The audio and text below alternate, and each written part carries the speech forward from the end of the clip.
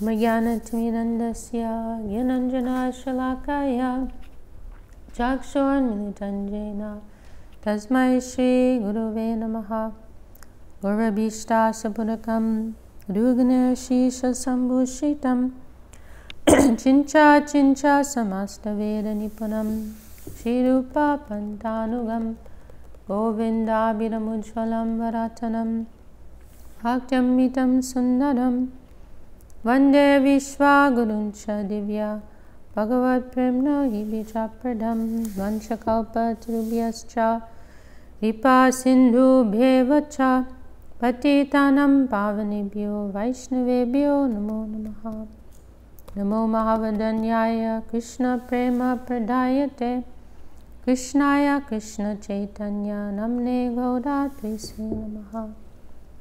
So we're continuing with our discussion of the Siksastakam, and we have reached verse number 3. So the first verse is like an attractive invitation to the chanting of the holy name. You know, what are the glorious attainments that come through the sincere, genuine chanting of the name. The second verse is describing the antithesis, that it's all here in front of us, but we're not able to access it. Why? Because we have no desire. And then the third verse, which we're coming to today, is giving us the remedy for that, the cure. So here we are.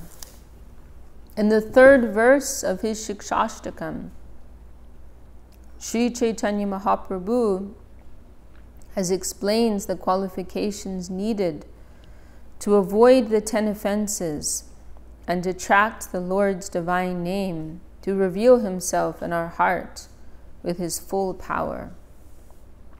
Chinadapi sunichena taroiva sahishnuna amanina manadena kirtaniya sadahari. Constantly chant the Lord's name with a mood of humility, tolerance, and giving honor to others, and without desiring honor for yourself. Then you will become qualified to chant the Lord's holy name without offense. Here Mahaprabhu expresses his conception that a real practitioner of Krishna consciousness must be humble, be tolerant, give honor to others, and have no desire for honor for themselves. These are the essential qualities of a Vaishnava, and anyone who truly has these qualities is qualified to chant the Lord's holy name purely. Mahaprabhu's advice is very simple, and by following it sincerely, we will easily avoid all offensiveness. No offense will be able to touch us. Mahaprabhu's formula of humility, tolerance, and giving honor to others is the perfect remedy for our misfortune of offensiveness towards the Lord's name, which he explains in his second verse. Mahaprabhu gave us this perfect formula because everyone has some ego, and all our offenses to the Lord's name come from ego. Mahaprabhu's teaching is that it is first of all necessary to oust the ego from our mind. We must try to completely remove all mundane egotism from ourselves. But Mahaprabhu also explains that we must keep our spiritual ego. And we can add here that this word ego, it's sometimes, in a simple sense, it's understood usually, like if someone says, oh, they have a lot of ego, then that means they're an arrogant person, right? That's the idea. But there's more subtle understanding. And really, ego simply means identity. So it's actually a neutral word. And so so when we say, so there's spiritual ego, as Gurudev is saying here, and then on the mundane side, material ego can express itself in different ways. So it may even take the apparent form of humility, you know. Like let's say we have low self-esteem, you know, or we're insecure, you know. Those are all, and that's all based on material things, you know. We think we're ugly, or we think we're stupid, or whatever it may be, you know. Those are all mundane considerations. So that is also an expression of ego. Any identification that we have in connection with this worldly plane, that, you know, we are rich or poor or fat or thin or beautiful or ugly or famous or obscure, intelligent, stupid, you know, any of these designations, they're all mundane, they're all material. They are all based on separate interest, illusory conception of the true self. So that whole, it's a, as I like so much how Gurudev, he said once, how I can't remember the full quote, but the part I remember is, he said, ego it's an ever expanding world. You know, it's an expanding world. And we see how ego, it can attach itself to anything and everything, you know, material ego. It can really like kind of creep in very sneakily and attach itself to anything. That's why we have to live in this, we have to practice consciously, you know, introspectively. Because we come to spiritual life to try to leave behind, you know, the ugliness of material life, but then we start to bring in all of our material ideas and impose them, project them, you know, within the spiritual activity and atmosphere, congregation, and then it becomes the same thing as outside, except it's more tricky because it has the appearance of something spiritual. So it's a very tricky thing. So anyhow, Mahaprabhu explains that we must keep our spiritual ego. Jiver Srupa Hoy Krishner Nitya Das. We will always consider ourselves to be Krishna's eternal servants and maintain our transcendental connection with him. So this is true ego, that we are servants of Krishna. So we're trying to, you know, adjust, align ourselves with that type of ego. Kumkum told me about this one time when she expressed to Gurudev, you know, oh Gurudev, I have so much ego, and Gurudev just immediately like flipped it around, and he took ego in the positive sense, and he said our ego is that we are servants of Guru and Vaishnava, or something like that, you know, like that is our real ego, you know. And that really, like, it made a strong impression on her, because it wasn't like he could have gone into an explanation about how we shouldn't be egotistical or whatever, but he just immediately took it to the positive side, you know. Like don't get too pessimistic about all that. Just go this way. Go this direction. Like that, like the snap of a finger was like that, oh. Like switching on the light. Through this process of self-realization, Mahaprabhu taught us that we all need to go back to our home in the transcendental world, where we can serve Krishna and feel the happiness, joy, ecstatic mood, and blessings of his service. In addition, he showed us that through chanting the Lord's holy name without offense, our transcendental form, which we cannot see when we are bound by the illusory environment, will gradually be revealed in our heart. So Mahaprabhu has given us the perfect process for smashing our mundane ego and discovering our real ego, our eternal form as a servitor of Krishna. Srimad Bhagavatam explains the 4 directives for isolating ourselves from the influence of Kali. Dyutam panam striya suna yatra dharmas chaturvida. Gambling, intoxication, illicit sex, and meat eating are sinful activities and must be avoided. Srimad Bhagavatam gave this advice. It is necessary for our practicing life, but it is not a service. It is a regulation. So this is a very important point. It's not that by not doing these things, you're going to become Krishna conscious. These are regulating principles, to protect us from going too far down. But they're not going to help us go up. No, they're not directed into they don't have any meaning within the positive plane of service. They don't have any meaning there. This is page 295. Or like as I think another way Gurudev said it, these will make you human. These are human principles. They're not Vaishnava principles, actually.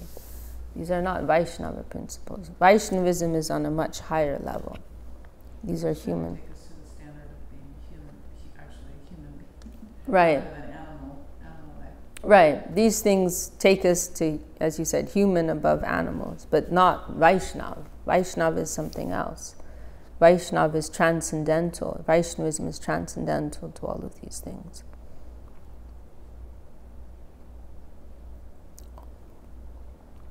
So it is necessary for our practicing life, but it is not a service. It is a regulation.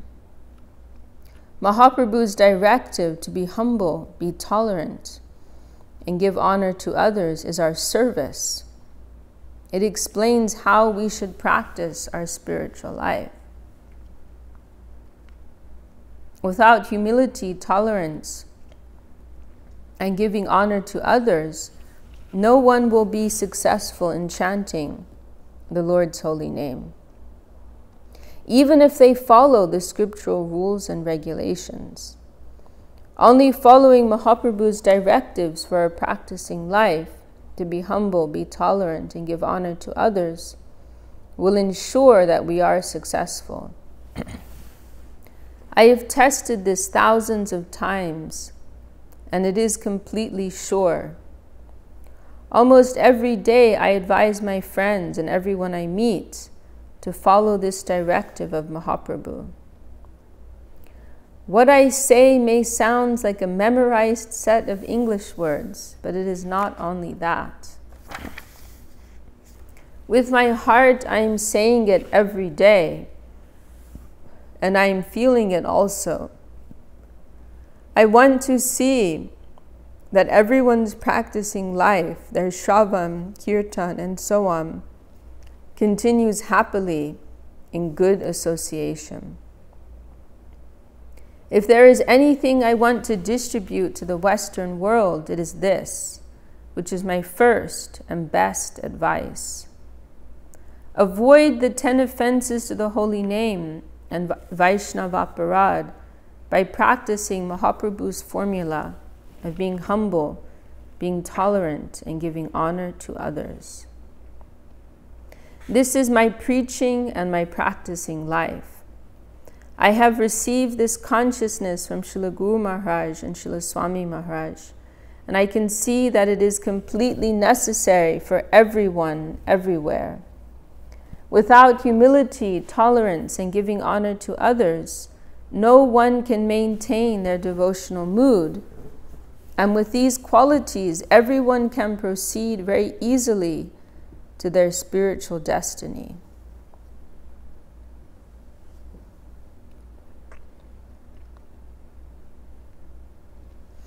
That's a pretty strong statement. If there is anything I want to distribute to the Western world, it is this, which is my first and best advice. avoid the 10 offenses of the holy name and Vaishnava Aparad by practicing these things. And these qualities, you see, it's all tied up with the Vaishnava. That's a core part of this. Because, first of all, the holy name, right? The first offense to the holy name is Vaishnava, is sadhu ninda, right? To disrespect the sadhu. This is the first offense, the most important offense to the holy name. To disrespect the sadhu, disrespect the Vaishnava. Why? Because the sadhu is very dear to Lord Krishna. So then the other side of that is, if you can please the sadhu, if you can serve the sadhu, worship the sadhu, love the sadhu, then you will get the mercy of the name, right? And so these teachings of humility, tolerance, and respect, they teach us how to associate with the Vaishnavas and how to receive the mercy of the Vaishnavas. And on the lower side, how to avoid dishonoring or disturbing, disrespecting the Vaishnavas. So these principles, humility, tolerance, and respect, on the one side, they will protect us from dishonoring the Vaishnavas, and on the positive side, they will help us to receive the mercy of the Vaishnavas. They will help to put us in the good graces of the Vaishnavas, which will help us to progress. So not only will we avoid regressing or going down, but we will move forward, we will progress. So it's very important for us. In the first verse of his Siksastakam, Mahaprabhu explained the relationship between Krishna, his holy name, and the jiva soul. In his second verse, he explained how powerful Krishna and his holy name are, and also how much of an offender we are. In his third verse, he gave us the remedy for our offensive condition, which can reveal to us the holy name's power and our relationship with Krishna.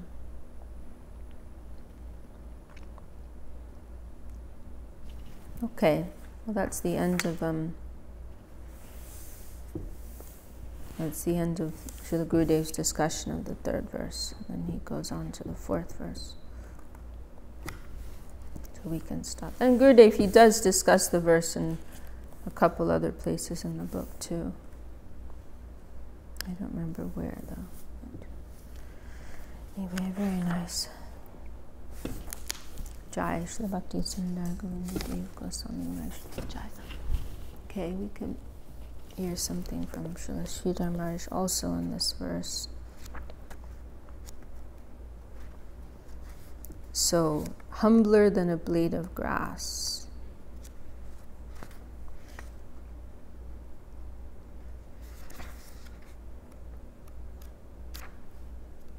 Okay, not sure we'll get through it today, but we'll see.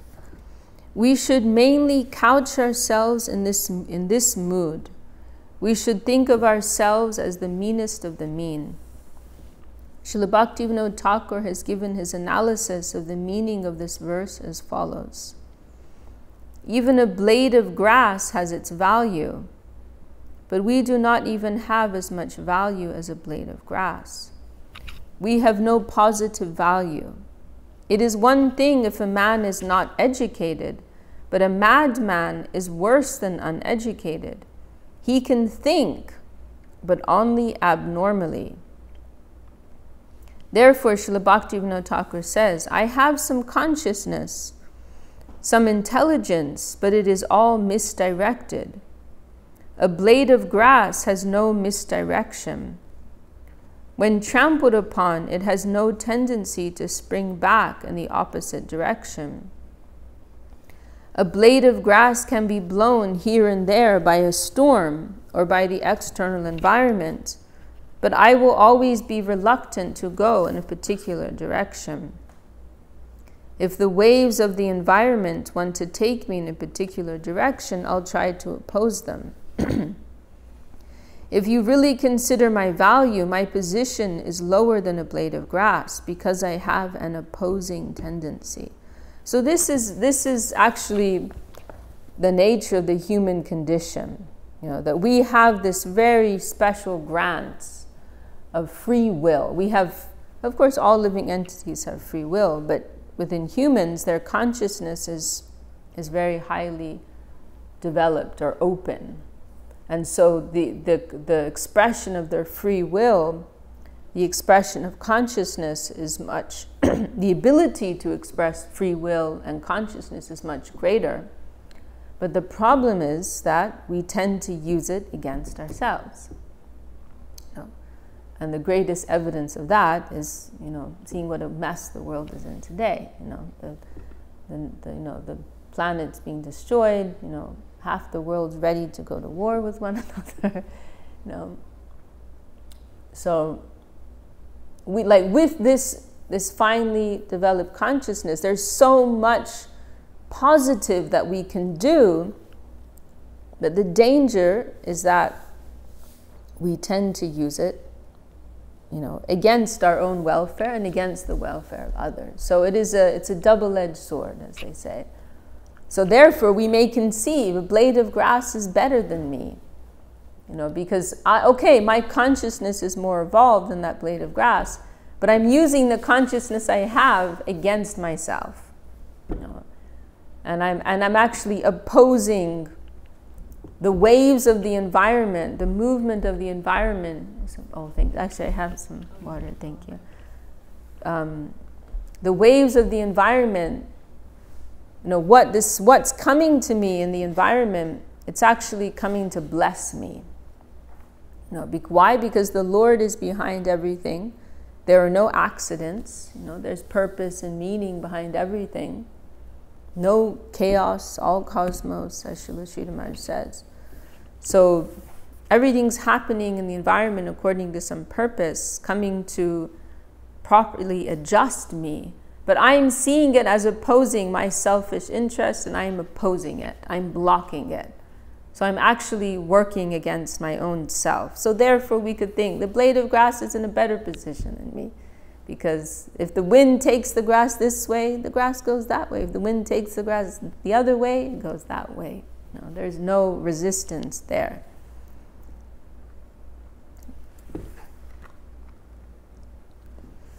When we want to bring ourselves in a closer relationship with the infinite goodness, we should think, I have no value.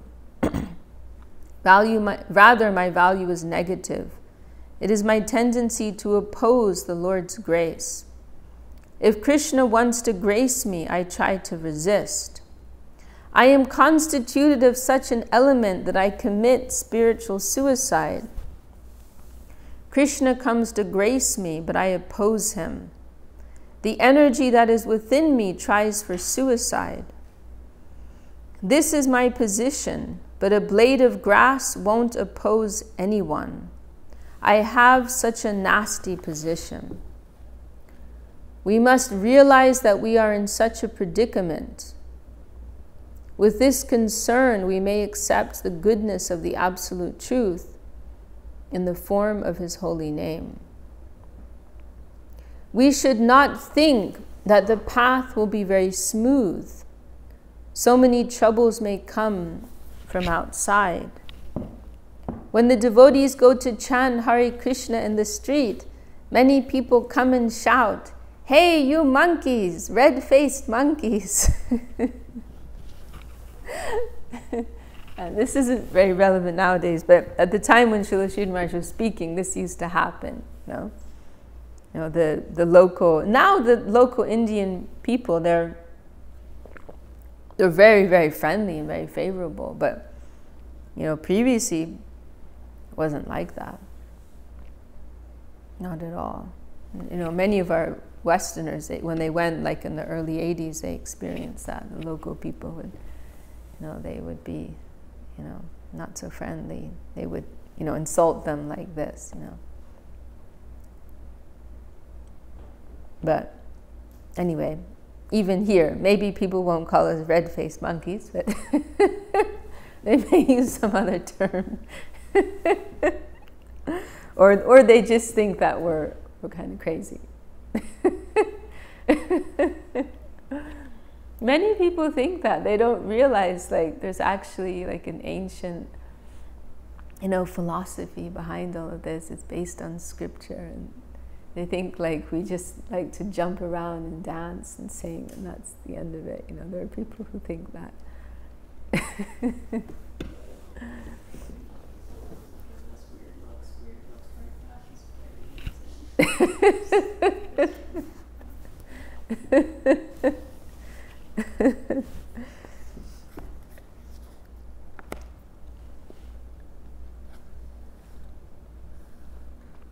So many forms of hindrances and opposition will come and try to affect us, to dissuade us from this path.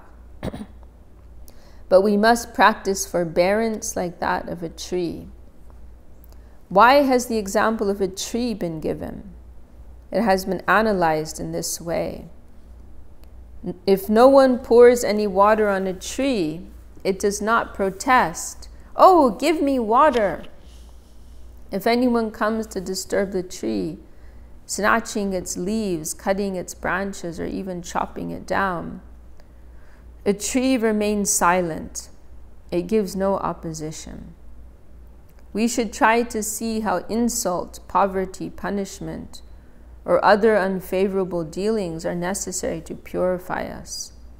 And with minimal punishment, we shall be released from material existence. Through Krishna consciousness, we have connected with the highest object of life, the highest fulfillment of life. What price are we ready to pay for that? It is inconceivable. Whatever little demands may be exacted from us, we must accept with a smiling face, considering the highest goal. If we are really confident, if we have faith in our bright future, then we can gladly pay whatever little price nature wants to take from us. Once, Srila Gaur Das Babaji Maharaj, the spiritual master of Srila Bhaktisiddhanta Saraswati Thakur, was going through the town of Navadvip begging a little rice from different houses. The village people sometimes attack or insult devotees, and as he was going to his quarters, they did not spare even such an exalted soul. Some boys were pelting him with stones and throwing dirt at him, and he remarked, "Krishna, you are cruelly dealing with me. I shall complain to your mother Jashoda about you."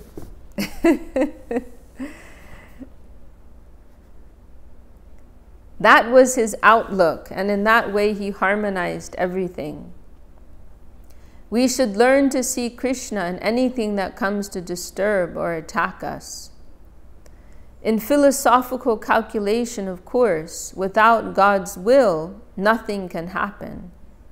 But in a concrete way, a devotee sees, "Oh, Krishna, you are backing these children, you are disturbing me, and I shall teach you a lesson. I know how to deal with you. I shall complain to Mother Jashoda, and she will chastise you." So, of course, we don't imitate this, but this is Gaur Kishore's very high vision. He's directly seeing this is coming from, he's looking completely beyond the objective screen. This is coming from Krishna. Krishna's the one who's doing this. You better watch out. I'm going to tell Mother Jashoda about you. The advanced devotees are established in the consciousness that Krishna is behind everything, and they take everything in that way. This attitude is our beacon light, for it will guide us to adjust ourselves with those things that are apparently unfavorable to us. A sweet adjustment is found there, and so we are advised to be more tolerant than a tree. We may not give any opposition. Still, opposition will come to disturb us, and we must forbear. And we must show respect to others. Prestige is the greatest and the most subtle enemy of the devotee of Krishna. Pride is the worst enemy for the devotee of Krishna. And pride ultimately takes one to the conclusion of the Mayavadis, the monists. They say, Soham, I am, as in I am of that supreme substance. I am God, in other words. Not dasoham, I am subordinate, I am a servant, but I am of the supreme element. I am that. I am he. Eliminating from their consideration the fact that we are tiny and suffering in misery. All these practical things are ignored by the Mayavadis, the impersonalists, Like Srila Swami Maharaj made that comment, like, can you control your own stool? Like, just a basic, you're saying you are God, but a basic thing like that, can you control something like that? But position or ego, pratishta, is our worst enemy. In this verse, we are advised to deal with prestige and position in a special way. That's what I don't understand. It's just, Srila Sridhar Maharaj just says it so nicely here. All these practical things are ignored by are you omniscient? Do you know what I'm thinking right now? How can you think that you are God? It's a stage of realization of elevation of the soul, and when you realize you're that quality, so then you just think that that's what you are. It doesn't make sense.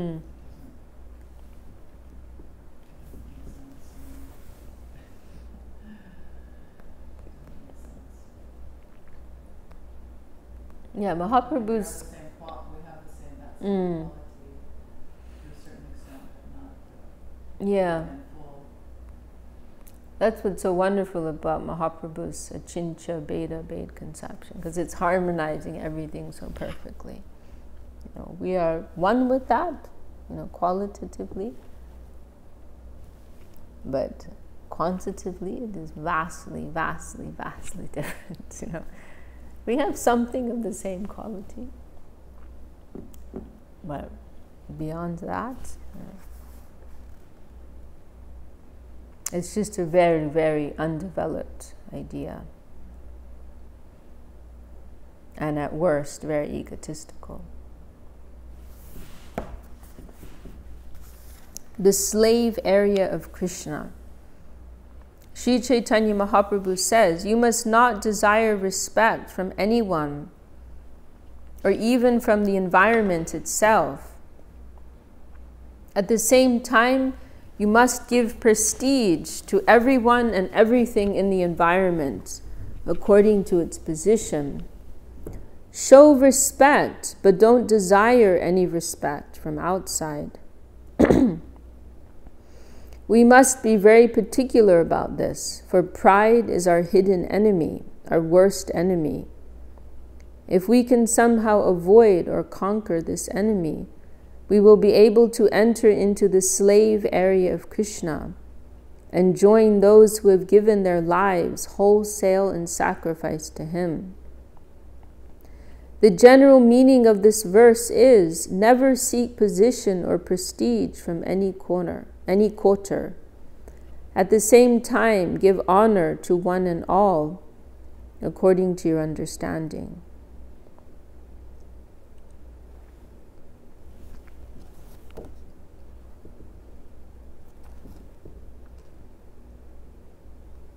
Well, maybe it's a good place to stop for today. Can finish tomorrow. Any last comments?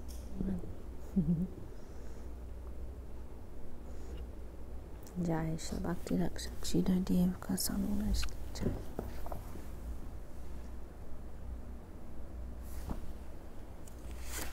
Who's going to sing?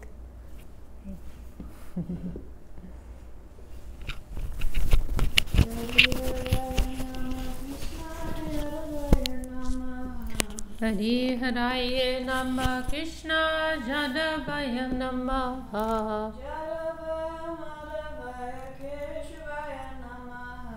Jadavaya Madhavaya Keshavaya Namah